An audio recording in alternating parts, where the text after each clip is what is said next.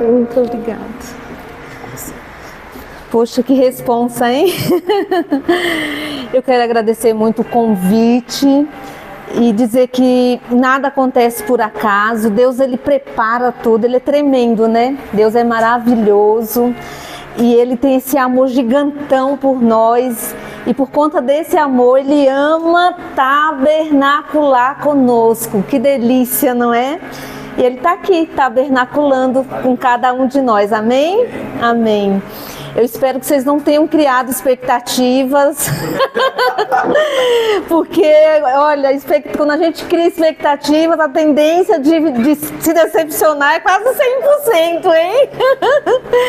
Eu não criei, aprendi, fui aprendendo, porque já criei muitas na vida e sempre me frustrava, então eu não criei, deixei assim ao acaso, né, do Criador, porque nada é acaso, né? Ele falando da nossa relação.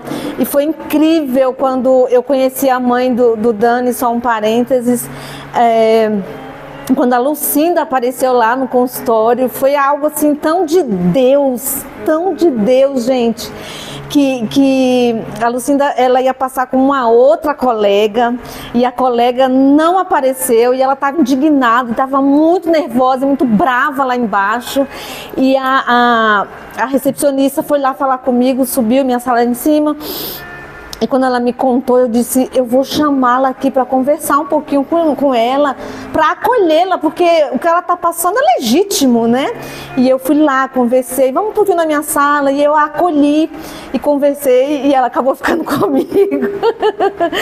Então, é o que Deus prepara, né? É o que Deus faz, porque Deus, Ele sabe do futuro e tudo que vai acontecer lá. Ele sabia de tudo que ia acontecer, não é?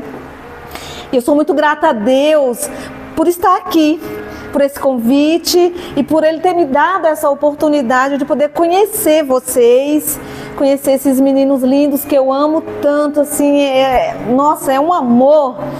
Então, assim, poder ver a Vitória pessoalmente, maravilhoso, foi demais poder ver, meu Senhor, esse casal lindo ali.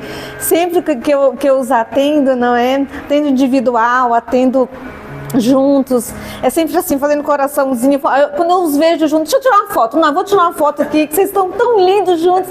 Então, assim, poder Deus ter me dado essa honra de conhecer vocês. O Pedro já tinha conhecido pessoalmente, né? O Mateuzinho, poder conhecê-lo também é meu cliente. Olha, quase toda a igreja aqui. Tá faltando alguns poucos. Oi? Não é? Então, é questão de tempo. Mas obrigada, queridos. Obrigada mesmo. E vamos lá, não é? Vamos lá. Eu tô com a palavra de Deus aqui, porque a palavra de Deus, ela é em papel, ela é no celular. Eu pensei, eu vou para longe, eu não vou levar em papel não, vou levar no celular mesmo. E eu quero convidar vocês a abrir a Santa Palavra em Mateus 16, 26, por favor.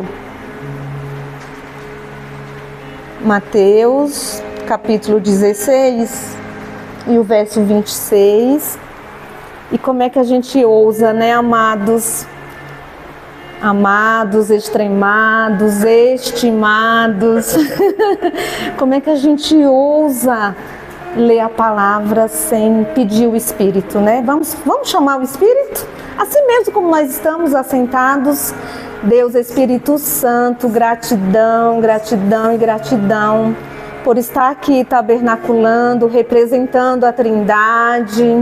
Obrigada porque tem anjos passeando neste lugar.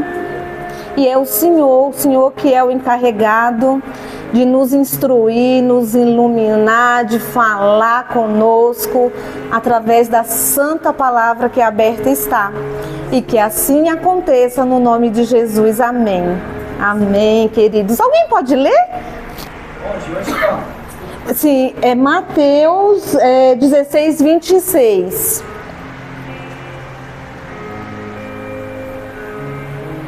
Pois que aproveita ao homem ganhar o mundo inteiro e se perder a sua alma?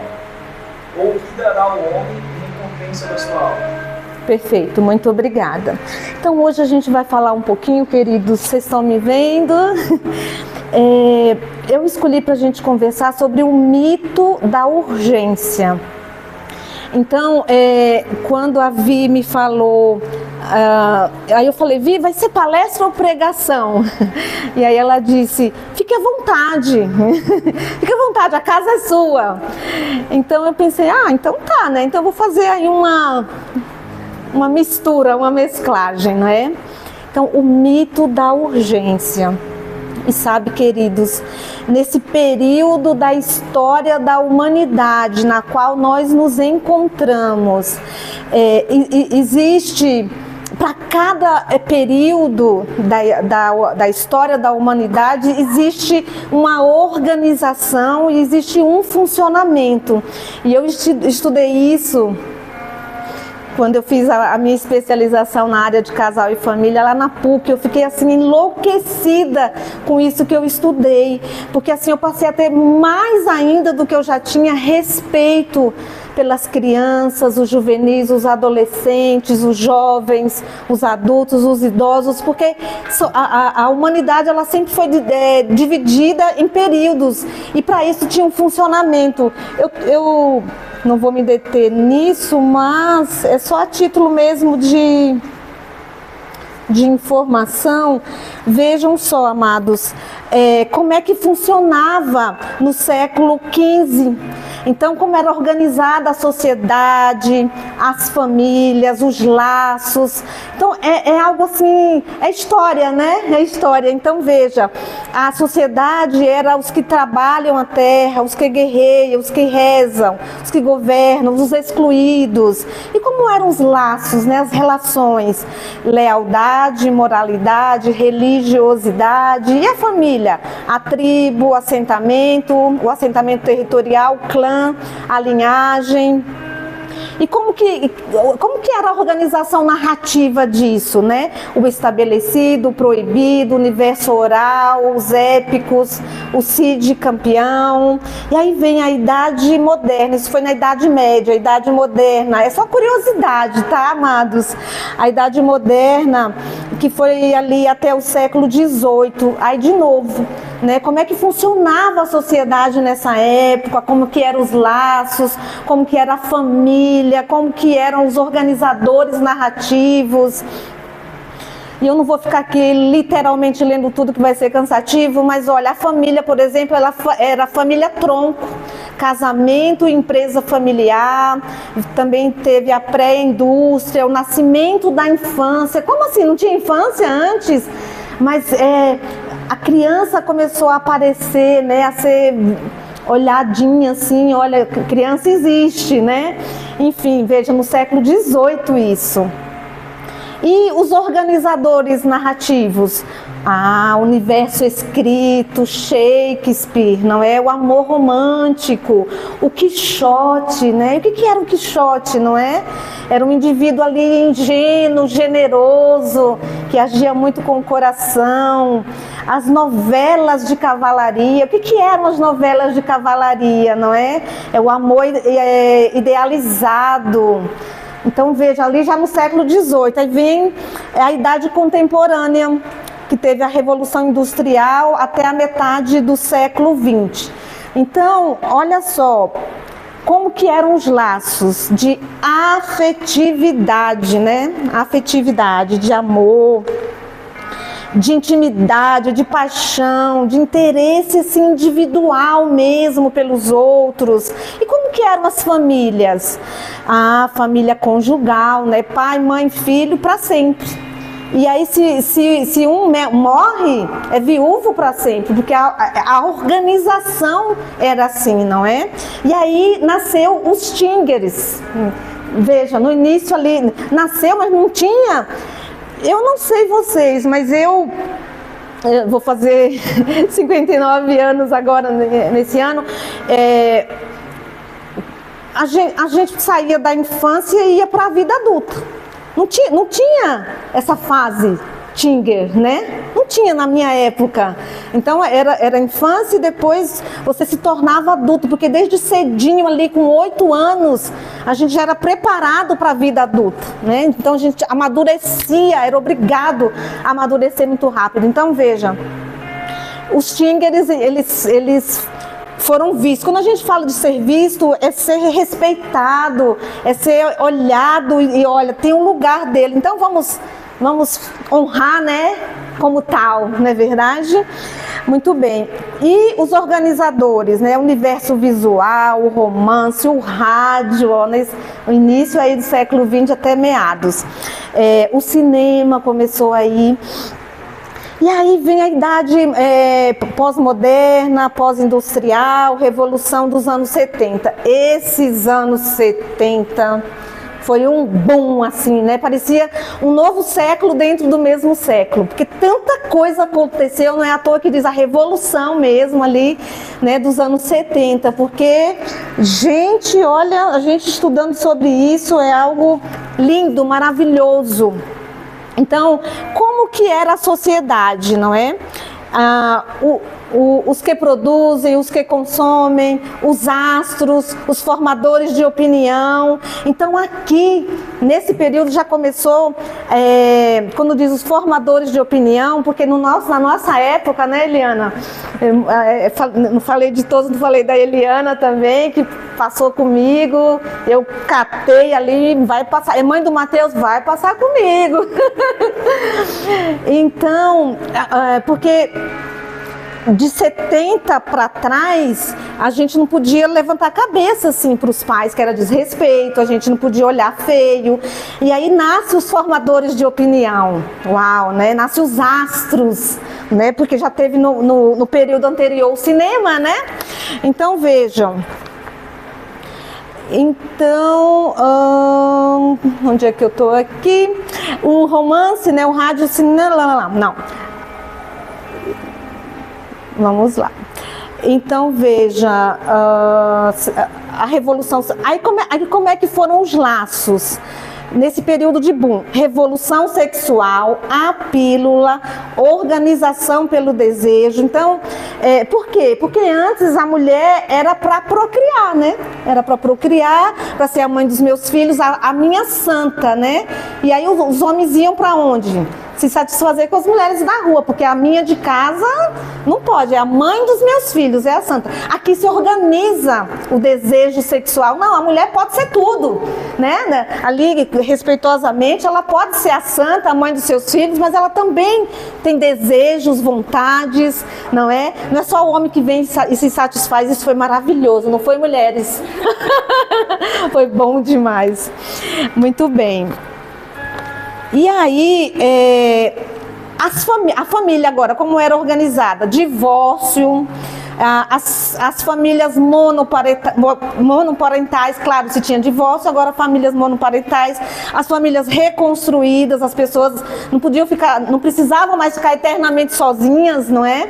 Elas casavam novamente quando ficavam viúvas, quando se separavam, porque tinham divórcio, os homossexuais, mas então não tinha homossexual? De novo, é a história da infância e a história dos adolescentes, né? Sempre teve, mas passou a ser visto, passou a ser olhado, né? Percebido, enxergado, visualizado mesmo. E aí os organizadores narrativos, o universo da imagem, a TV veio aqui nessa época. E sabe, amados, eu sou de uma cidade desse tamaninho, lá do interior da Bahia, né? E quando eu saí da minha cidade, nem no mapa constava, para vocês terem a ideia, né, de quão pequena era. E eu lembro que quando eu era criança, quando chegou lá pra gente a notícia da TV, naquela cidade meu pai foi o primeiro que comprou TV, imagina! E um monte de gente assistir lá. Então a TV chegou aqui nesse boom, nessa revolução da década de 70, não é? A importância da imagem, o MTV, mas olha a próxima organização. Idade cibernética, a globalização. Isso começou nos anos 90 e até hoje. É o período de 90 para nossa atualidade. E aí, como que é organizada a sociedade? Os informados, a comunidade virtual, os analfabetos tecnológicos. Eu sou analfabeta tecnológica. Então, os nossos filhos, eles já nasceram de 90 para frente, já com esse chip tecnológico, né? Já nasceram assim, com o celular na mão e a coisa só cresce.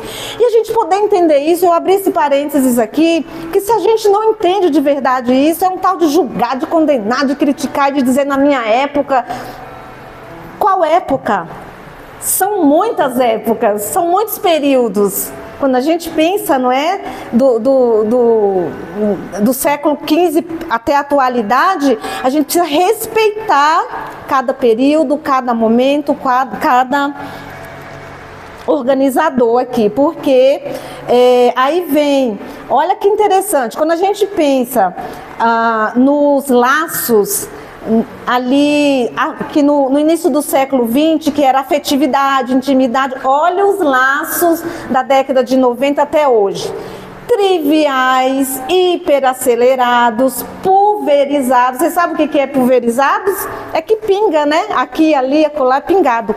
Pulverizados e virtuais. Eu acho isso lindo, queridos. Por quê? Porque senão a gente fica, porque só vive com o celular na mão? Porque assim, a gente tá dois jovens, a gente já entrou nessa também, que bom, porque a gente tem que se modernizar, os analfabetos tecnológicos têm que se atualizar, né? Tá ali o Pedro e o Daniel, às vezes eles falam pela mensagem, um manda mensagem pelo outro e tá tudo bem, não é? Esse é o período atual. E aí, a família, como é que foi organizada? Como que funciona a família nesse período? Filhos criados por avós, é ou não é? E amém por isso, porque não precisa de uma tribo para criar uma criança, então a gente precisa de socorro, né? Precisa. Filhos criados por avós, não pode entregar, não é? A gente não pode terceirizar, não é verdade? Gravidez na adolescência, famílias cangurus, não é? Aquelas famílias onde os filhos já estão formados, têm seu carro, têm sua conta bancária, ganham bem, mas eles não querem sair de casa. Eu tô com um agora, de 26, em casa assim, filha canguru. Oi? Queria ter essa mãe. Filha canguru, mas é consciente, graças a Deus. Não dou mole não, viu? Não damos mole não, paga a conta, contribui. Ainda ontem eu estava dizendo, não esqueça, hein, filha, que todos nós aqui trabalhamos, né? Enfim. Mas, apesar de tudo isso, tem muito carinho, mimo, né? O colo, e não quer perder muito isso, né? Trabalha, chega, a mãe faz o que gosta, vai pro fogão olhar, vai pra geladeira, é muito bom, não é? As grandes contas são pagas pelos pais, paga uma ou duas contas, né? Assim? Então são as famílias cangurus. E as famílias monoparentais, então muitas pessoas sozinhas também, não é? Faz parte. Então tudo bem também. É o período da história da humanidade. E aí, vejam bem, amados, como que tudo isso foi organizado. Vocês viram as organizações anteriores, não é? O estabelecido, o proibido, o Cid Campeão, né? O universo visual, o romance, o rádio, o cinema. Olha a organização dos anos 90 para cá. Universo virtual, computadores pessoais. Como que foi o primeiro computador? Uma sala imensa para caber. E hoje, na palma da mão, não é tão bom, né, amados? Olha lá, mais ainda. Exatamente. Então, computadores pessoais, o www, Google, blogs, os reality shows.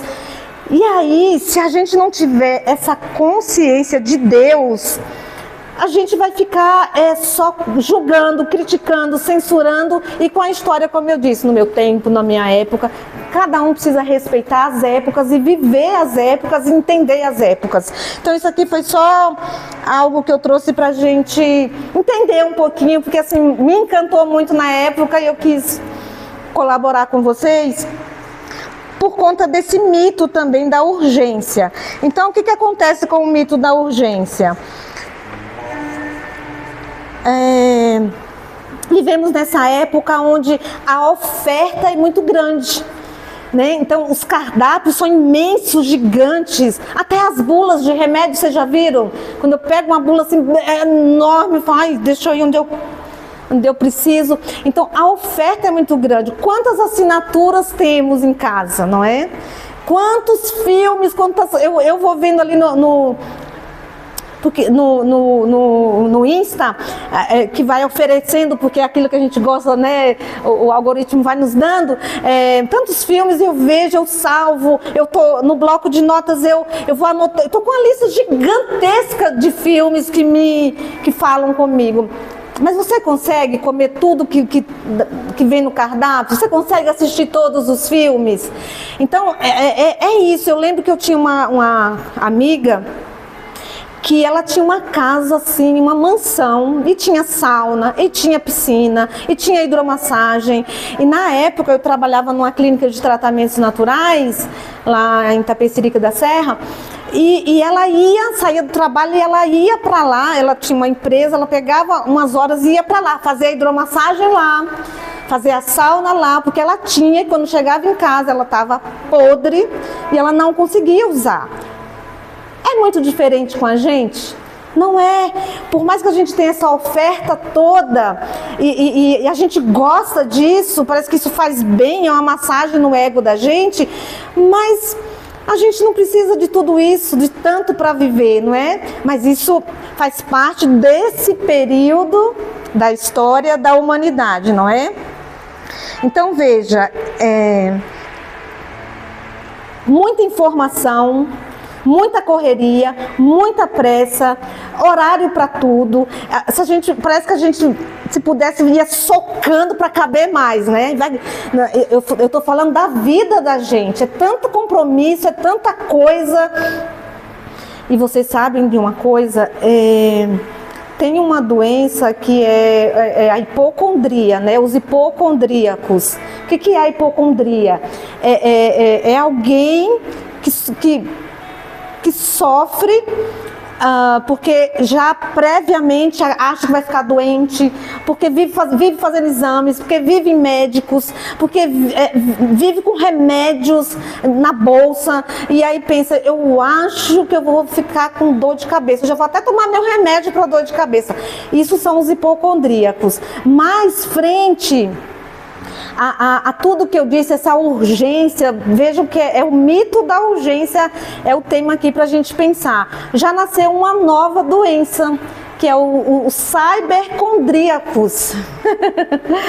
E cyber vem de tecnologia, de internet, né? Condria é uma desordem psíquica.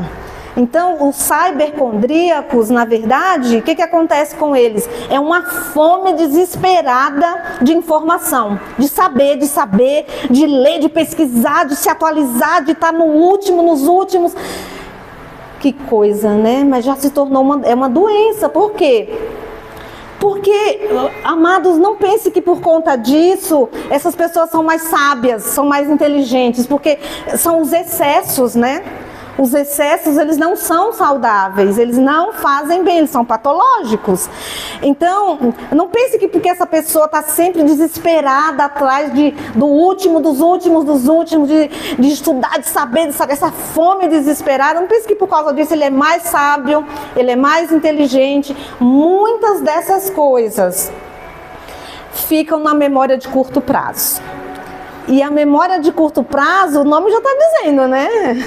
Tem prazo de validade. Tem prazo de validade. Eu, naturalmente, já funciono na memória de curto prazo. Imagina se eu tivesse essa loucura toda, não é? Então, o Paulo Coelho, nosso escritor brasileiro, ele diz assim que o simples é extraordinariamente sofisticado. Eu amo isso, amados. É bom demais ouvir isso, não é? Então, que a gente busque mais esse simples, porque o simples é sofisticado. Olha que lindo, que contraste, não é verdade? Então, e aqui, pelo amor do Pai Celeste, eu não estou dizendo que a gente não deva saber, não deva estudar, não é nada disso. Mas o convite é para o equilíbrio, o convite é para temperança. Né? Nós precisamos... Veja, em Gálatas 5, 22 e 24 fala o quê? O fruto do Espírito, né? E é lindo porque está no singular, não é verdade? Então fala, mas o fruto do Espírito é... Então está totalmente no singular. Então o que a gente imagina? Que é um fruto com 9 galhos, né? E ali vai pontuando, né? Amor, alegria, paz, mansidão, bondade, não é? Paciência, longanimidade, que tem a ver com paciência, né? Com saber esperar, longânimo, não é? Fidelidade e o domínio próprio. O domínio próprio é a temperança. Eu nunca esqueço, lá na clínica que eu trabalhava, na Clínica Retiro, eu dando palestra para os clientes, lá nós recebíamos gente do Brasil inteiro, de fora do Brasil também. E eu fiquei 1 hora dando palestra sobre inteligência emocional. E no final eu trouxe lá no PowerPoint, mas o fruto do Espírito é Gálatas 5, 22 e 24, e eu disse para eles, olha, fiquei aqui 1 hora falando com vocês sobre inteligência emocional. Eu poderia ter ficado 1 minuto, porque tudo isso aqui de inteligência emocional, a síntese é o domínio próprio, é a temperança. Então, é temperança no que, meus amados?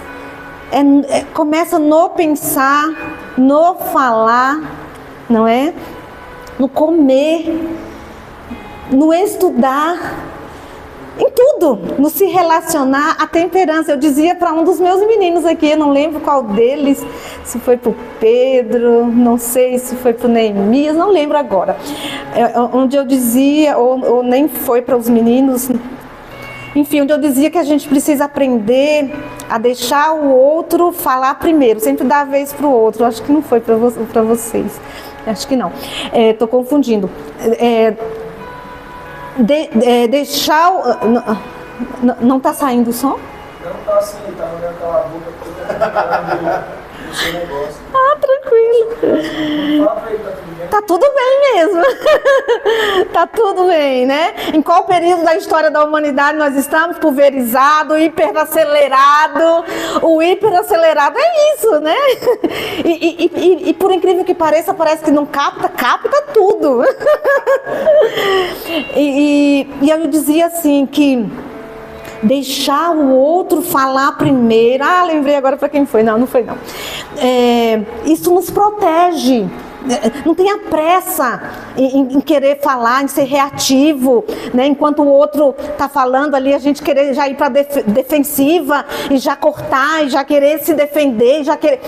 Então, deixa, enquanto isso você vai processando, enquanto isso você vai pensando. E para quê? A serviço do quê? Para ser mais assertivo, não é verdade? Então, não ter pressa. Então, esse mito da urgência, ele tem instalado no ser humano doença, essa pressa desesperada que está no nosso inconsciente já, não é? E assim a gente come com pressa, não é? Eu vinha no Uber e ele dizendo que estava tudo parado. A senhora se importa de eu mudar de caminho? Eu falei, por favor. Mas e se estiver lá também, a senhora vai me matar? Eu falei, não, eu não vou. Eu estou tentando fazer o melhor, né? E a gente começou a conversar. E ele falando que ele pratica o Tai Chi. E aí eu falei, que legal. Porque eu pratico o Mindfulness. E o Mindfulness me salvou, amados. Porque eu sempre fui agitada e acelerada, é minha tendência.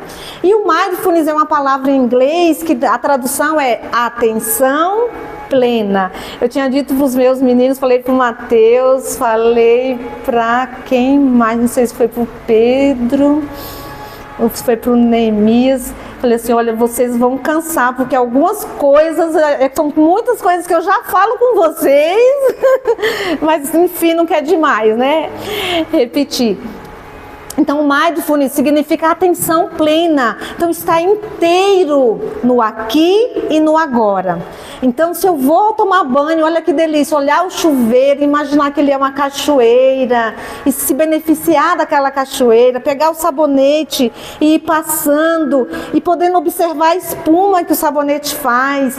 Então, estar inteiro e pleno no banho, vai comer, poder olhar para a comida, fazer 5 respirações antes de comer e daí comer com intencionalidade, comer com atenção plena e não por impulso, e não pelo emocional.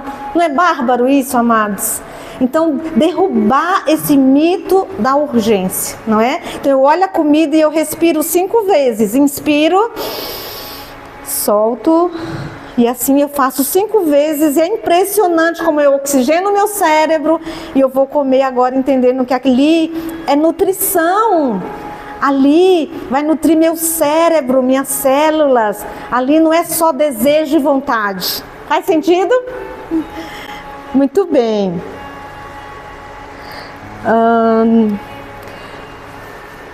Minha colinha aqui, tá, queridos? O que acontece, né? Eu comento com os meninos que certa feita o Gandhi, né, dando uma palestra para grandes, né, o Gandhi dando uma palestra para doutores, para grandes, ele falava com tanta naturalidade, com tanta simplicidade, ele não tinha as colinhas, tá?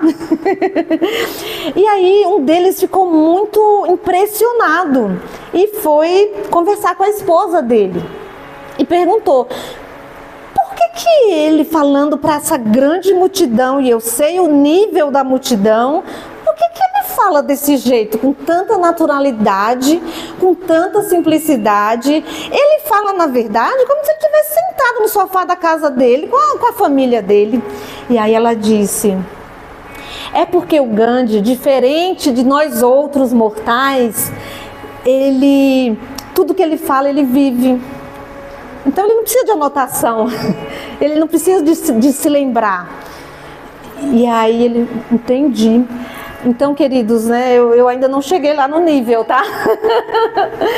Mas enfim, uma coisa que eu comentei com o Pedro, né, que uma outra certa feita, uma mãe chega para o Gandhi e diz assim: Gandhi, chega com o filho, né? Estou abrindo janelinhas aqui, estou abrindo parênteses aí, não deixa de ser contextualização. Fala para o meu filho aqui que ele tem que parar de comer açúcar, fala para ele o quanto que o açúcar é letal, o quanto que o açúcar faz mal, porque ele admira tanto o Senhor, ele confia tanto no Senhor, eu tenho certeza que se o Senhor falar, ele vai parar de comer. E o Gandhi, olhando assim por cima dos óculos, com aquela voz, olha, tô até fazendo a voz, né?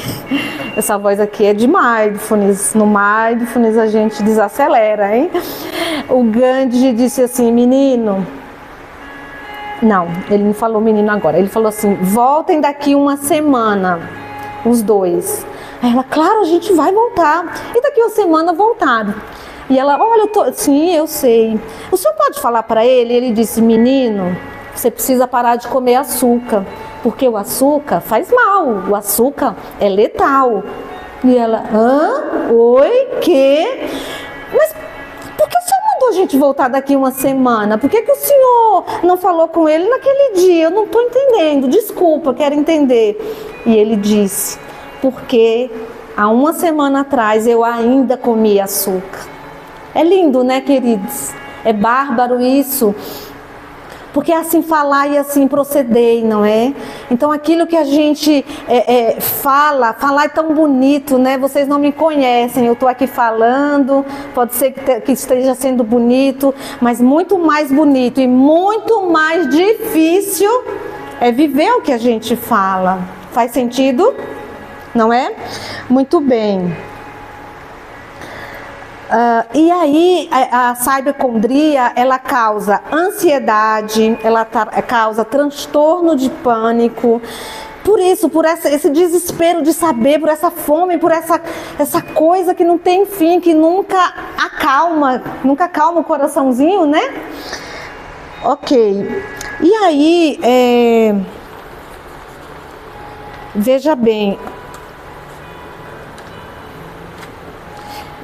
eu sempre falo para os meus pacientes, alguns deles, que eu me perco muito entre os papéis, achei que eu me perco muito entre os papéis. E eu tô com pouco aqui. Então vejam,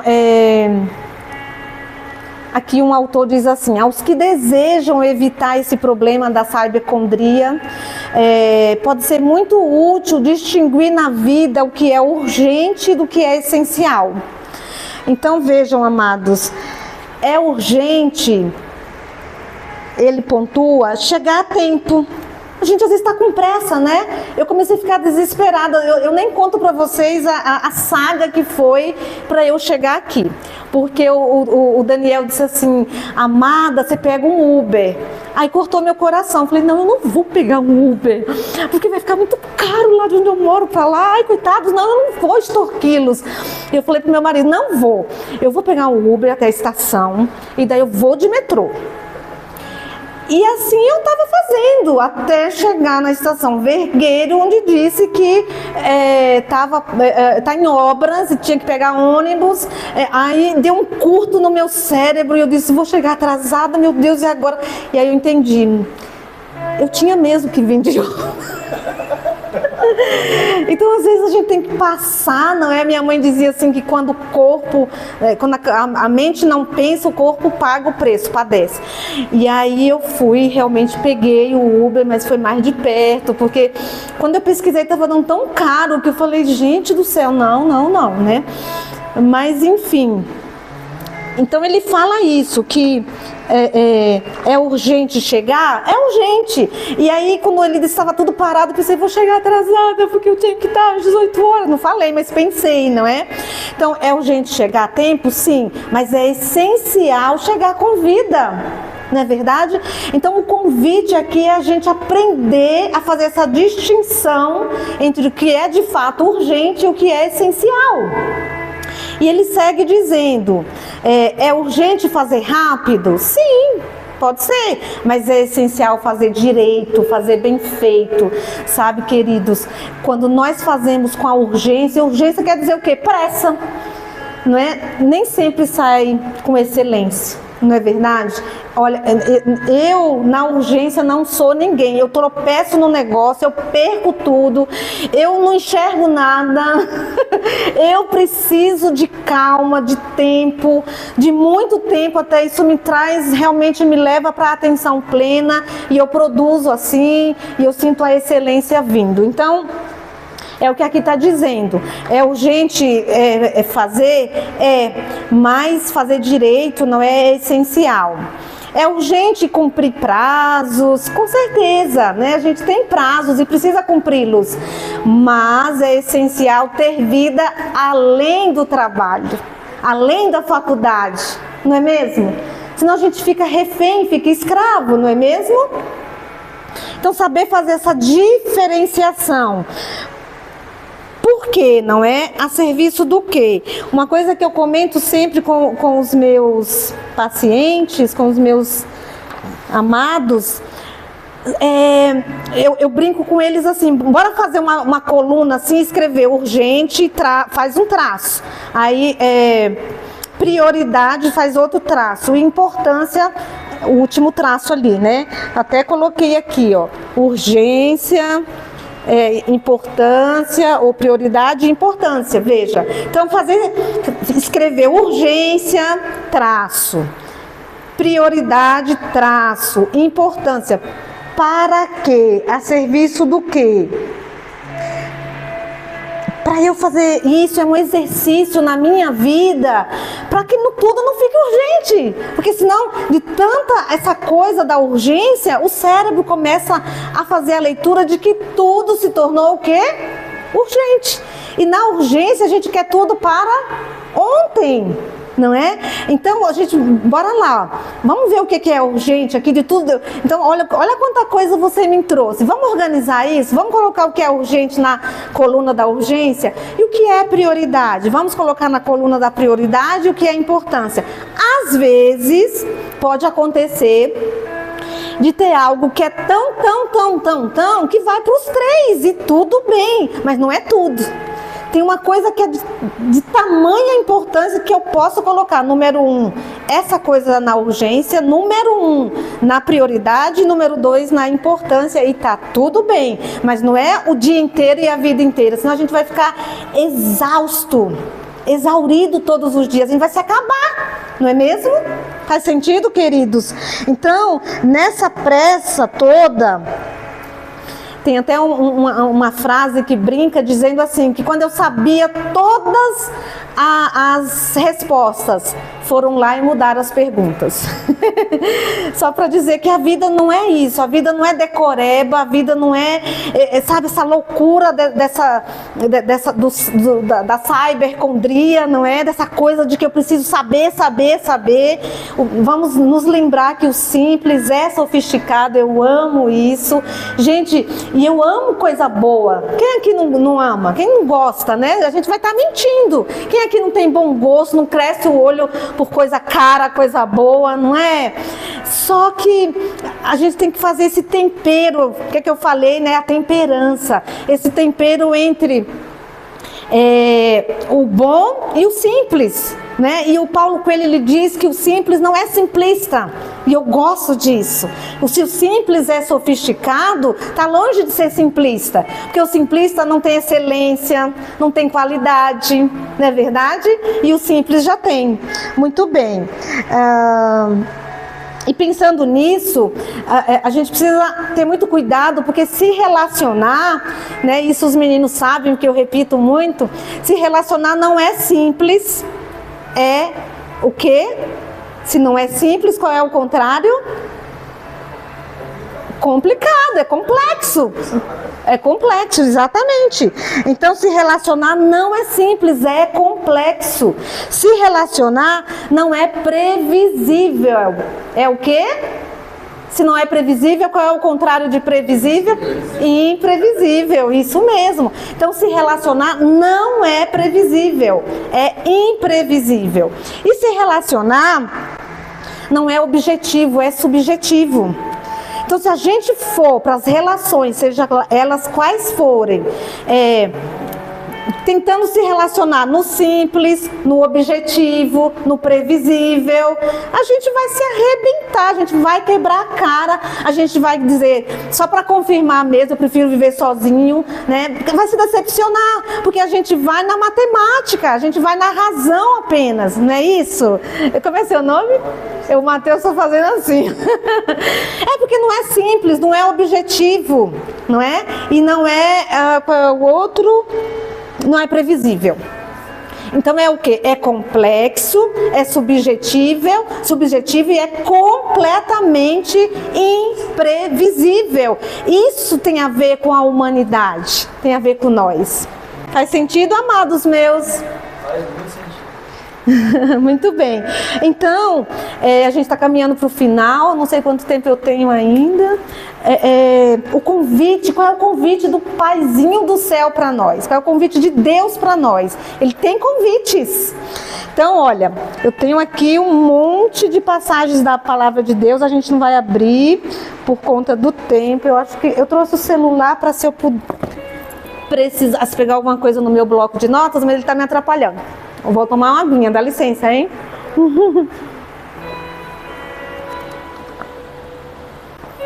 Então, o convite do Pai do Céu para nós, qual que é? É o seguinte. Lá em Hebreus 3, 7 a 19, diz assim: hoje, se ouvirdes a sua voz, quem completa? Não endureçais o quê? Vosso coração. Mas eu quero chamar a atenção aqui dessa passagem, como de um monte de outros que eu anotei aqui, para o nome hoje. Então, eu fui fazer uma pesquisa e assim, são zilhões de passagens na Bíblia nos falando sobre o hoje. Sobre o hoje. Então, Mateus 6,11 diz assim: o pão nosso de cada dia dá-nos hoje. Isso mesmo, nos dai hoje. Então, é hoje, olha só.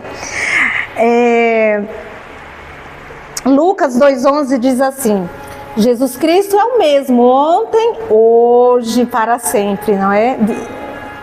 Não, desculpa, acho que eu li errado. Hebreus 13:8. Jesus Cristo é o mesmo ontem, hoje, para sempre. Lucas agora 2,11 diz assim: na cidade de Davi nasceu-nos hoje o Salvador, não é? Que é o Cristo Jesus. Deuteronômio 4:39 diz assim: pelo que hoje saberás e refletirás no teu coração, que só o Senhor é Deus, em cima no céu e embaixo na terra, nenhum outro há. Então, hoje, nós precisamos nos atentar para hoje. E aí, olha, Deuteronômio de novo, 30:16 diz assim: porquanto te ordeno hoje que ames o Senhor teu Deus, que andes em seus caminhos e que guardes os seus mandamentos e os seus estatutos e os seus juízos e que vivas e te multipliques na terra em que passes a possuir. Então vejam, amados, se é hoje, o presente, ele determina muito o futuro e o passado. Então, isso eu comentei com os meninos, o cuidado que a gente precisa ter para a gente não ter excesso, eu estava comentando isso com o Mateus, não ter excesso de futuro, porque o excesso de futuro vai gerar o quê? Ansiedade. Olha, todo mundo aqui, muito bem. Ansiedade. O excesso de passado gera o quê? Depressão. E o excesso de presente gera o quê? Estresse. Então veja, os excessos, não é? Então até no hoje, se ouvirdes a sua voz, até no hoje, se tiver excesso, vai gerar estresse, não é? Então a grande sacada é nós estarmos no hoje. Aí você pode dizer assim, mas se eu ficar só no hoje, eu não vou estar sendo inconsequente? É o hoje com sabedoria, é o hoje com consciência, é um hoje com assertividade, é um hoje pensando que hoje, é um hoje com responsabilidade, pensando que hoje eu estou trabalhando o amanhã. Porque quando amanhã chegar, não é mais amanhã, é agora, é hoje, não é? E ele foi trabalhado tão bem que ele vai para o passado tranquilo, que eu não preciso ter esse excesso de passado. Faz sentido, queridos? Sim? É por aí, não é? Então, cuidar com esses excessos.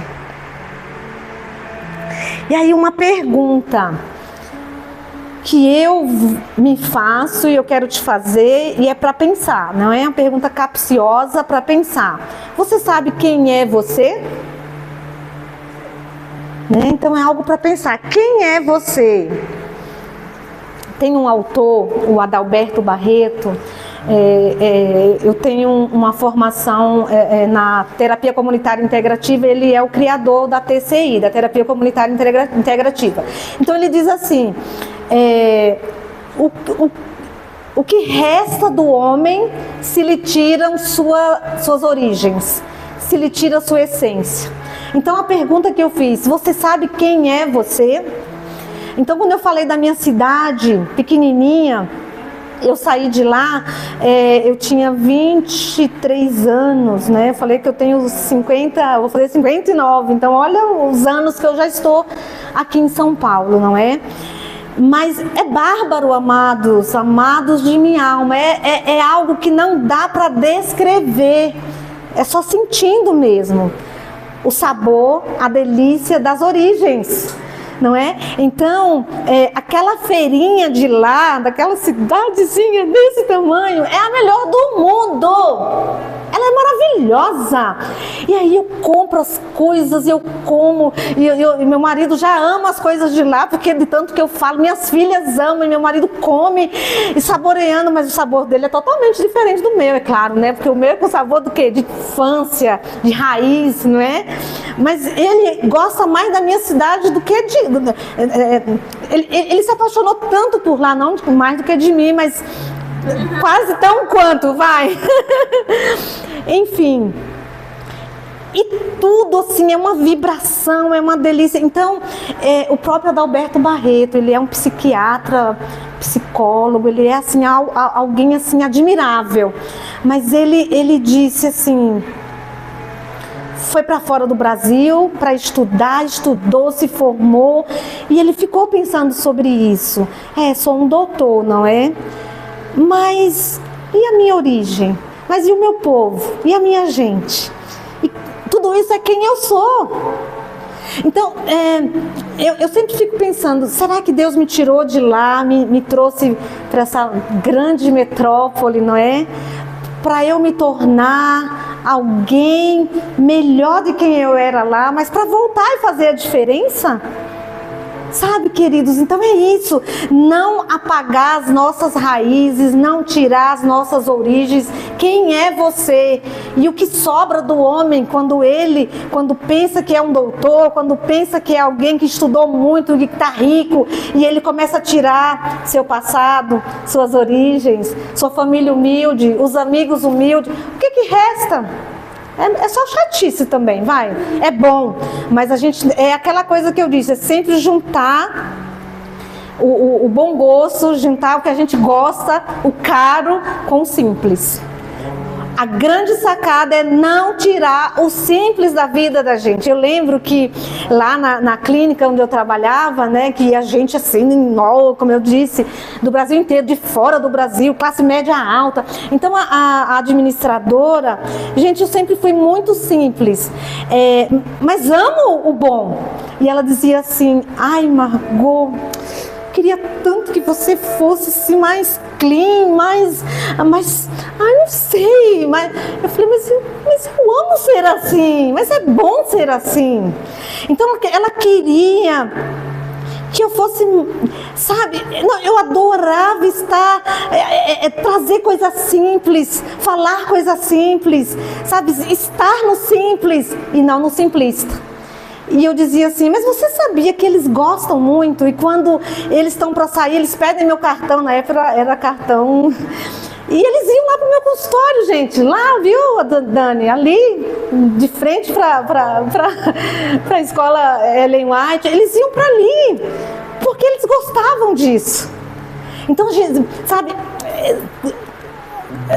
quando Deus disse, está com fome, está com sede de sabedoria, peça, busca, é de graça.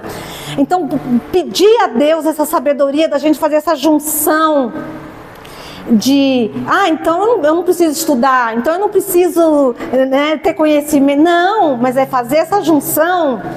Olha, é delicioso, é bom demais. Faz sentido, queridos?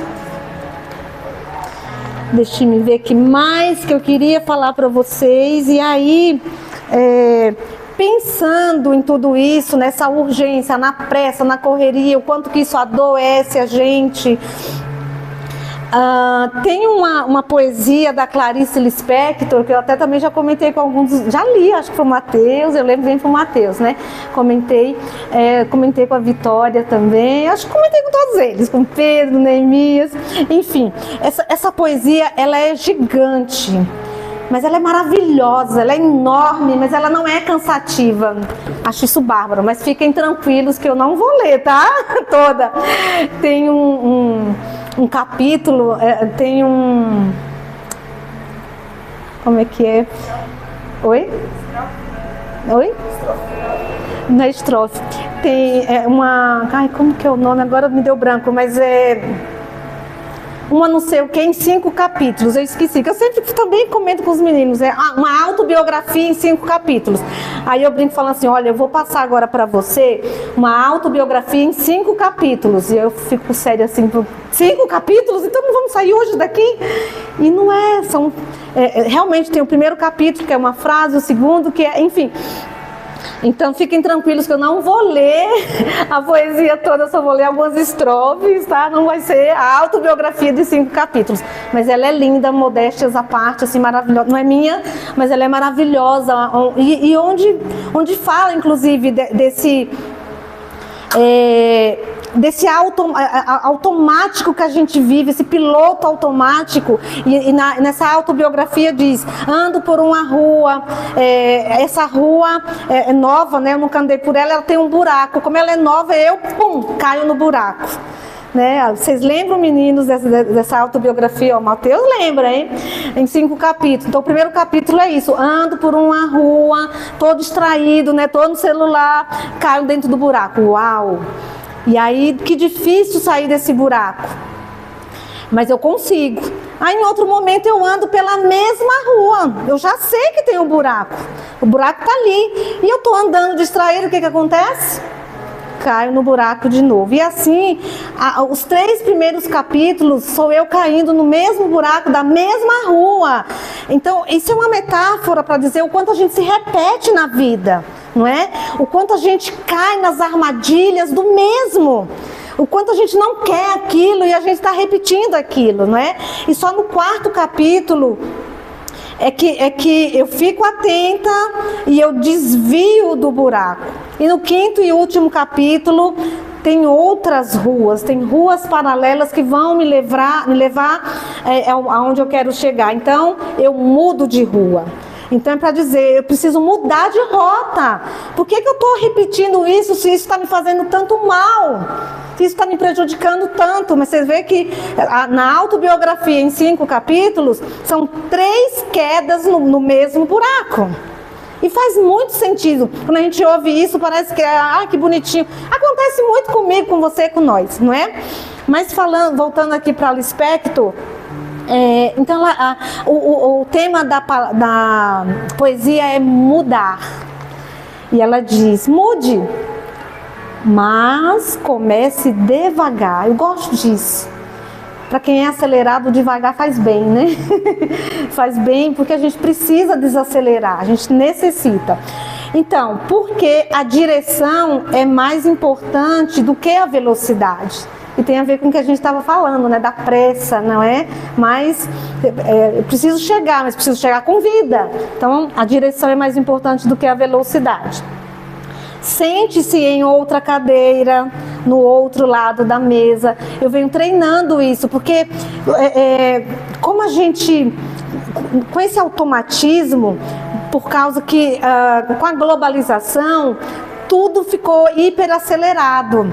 E a gente ficou tentando abrir para caber mais, não é? Então a gente tem casa, tem marido, tem filhos, tem mulher, a gente trabalha, a gente estuda, a gente tem que preparar sermão, é tanta coisa. Então, para tudo isso dar conta, é uma loucura, não é? Então, o automático veio para socorrer. Mas aí ficou tudo automático. Ficou piloto automático na vida.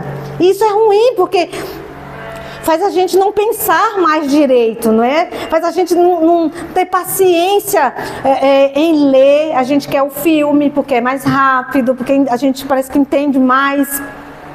A gente vai... eu até...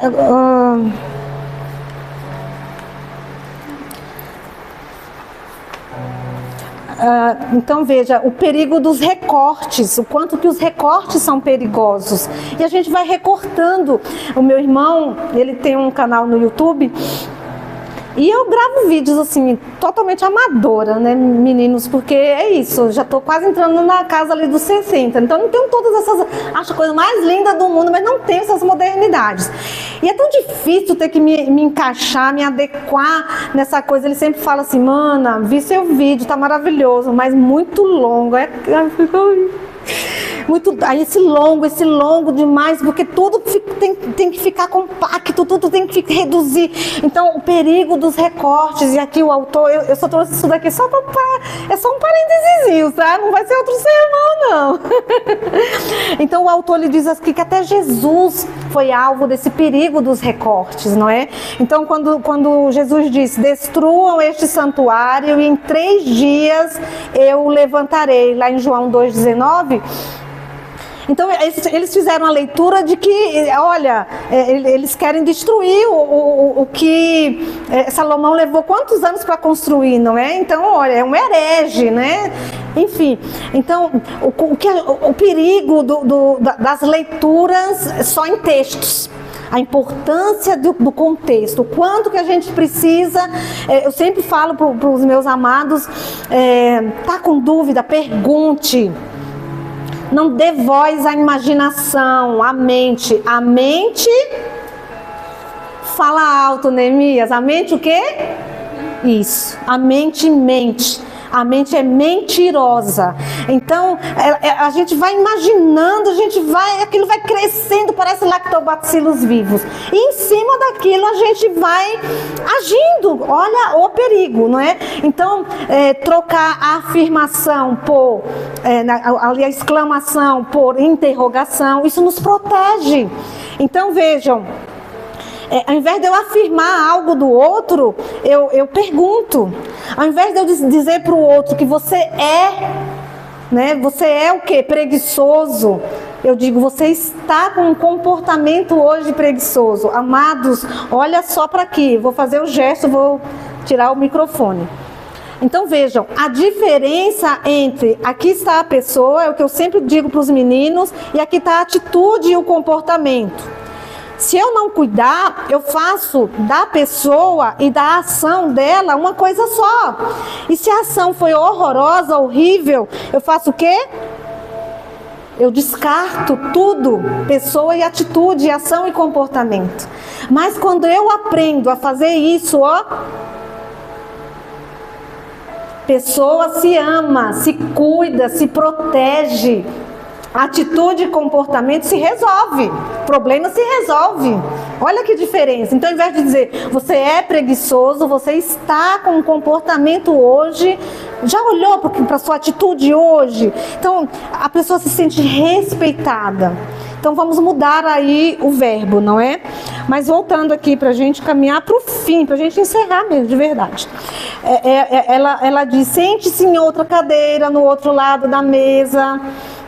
Enfim, quando sair, procure andar pelo outro lado da rua. Veja, lá na autobiografia em 5 capítulos, por que caiu, né? Estava sempre no mesmo lado, no lado do buraco, não é verdade? Depois mude de caminho, ande por outras ruas. Tire uma tarde inteira para passear livremente na praia, no parque, ouvir o canto dos pássaros. Veja o mundo de outras perspectivas. Não estou lendo sequencial, tá, amado? Só são 3 dias. Abra e feche as gavetas e portas com a mão esquerda. Eu tenho buscado usar mais a minha mão esquerda. Porque para quem é destro, né? E vice-versa, né? Porque estimula, né? Senão o cérebro fica preguiçoso. Hoje a gente está numa geração assim meio de preguiçoso, não é? Que tudo é na calculadora, que tudo é na pesquisa rápida ali. Então o cérebro ele vai ficando, se não cuidar, ele corre riscos aí, né? E as demências, elas crescendo, não é verdade? Então, veja, ela continua dizendo, aprenda uma palavra nova, um idioma novo, não é? Coma um pouco menos, escolha comidas diferentes, novos temperos, ou seja, é a flexibilidade, é aprender a se autorizar, a se abrir para o novo, não ficar no mesmo eternamente, né, queridos? Busque novos amigos, tente novos, né, para quem está sozinho, novos amores, não é? Faça novas relações. Boa! Isso mesmo, Dani. Ame muito, cada vez mais, de modos diferentes, experimente coisas novas, troque novamente, mude de novo, experimente outra vez. Não é lindo isso? Porque isso é renovo, não é? Isso faz a gente chegar numa idade e com a aparência de mais novo, né? Você certamente conhecerá coisas melhores e coisas piores do que as já conhecidas. Mas tudo bem, né? Isso não importa. O dinamismo, a energia, só o que está